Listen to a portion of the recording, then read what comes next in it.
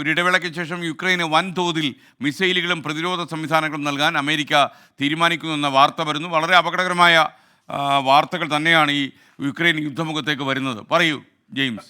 S K N പറഞ്ഞത് വളരെ ശരിയാണ്. വളരെ അപകടകരമായ ഒരു തീരുമാനമാണ് അമേരിക്ക എടുത്തിരിക്കുന്നത്.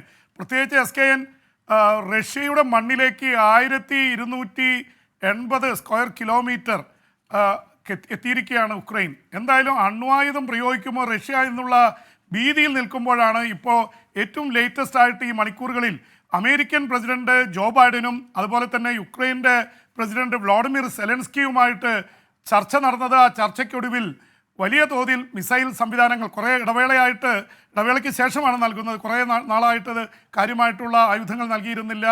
അപ്പോൾ എയർ ഡിഫൻസ് സിസ്റ്റംസ്, അതുപോലെ തന്നെ മിസൈലുകൾ, ആയുധങ്ങൾ, ടാങ്ക് വേദക മിസൈലുകളൊക്കെ നൽകാൻ തീരുമാനിച്ചിരിക്കുകയാണ്.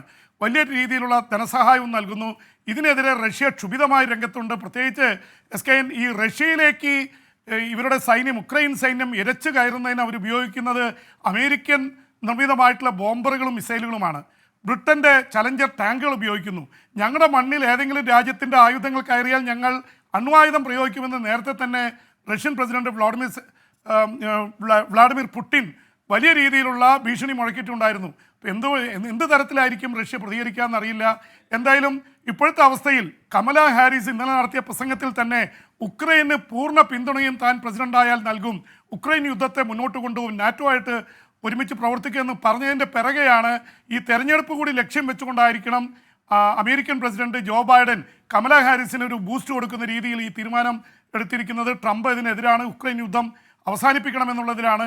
ഒരുപക്ഷെ ഇതിനിടയിൽ തന്നെ ട്രംപിന് അനുകൂലമായിട്ട് റോബർട്ട് കെന്നഡി ജൂനിയർ അദ്ദേഹം പിൻവാങ്ങിയിരിക്കുന്നു. അദ്ദേഹം ഡെമോക്രാറ്റിക് പാർട്ടിയുടെ സ്ഥാനാർത്ഥിത്വത്തിന് വേണ്ടി ശ്രമിച്ച് പരാജയപ്പെട്ടതാണ്, ഇൻഡിപെൻഡൻറ്റ് കാൻഡിഡേറ്റ് ആയിരിക്കുന്നു.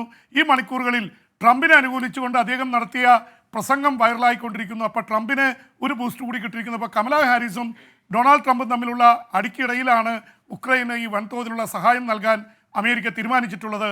S K N.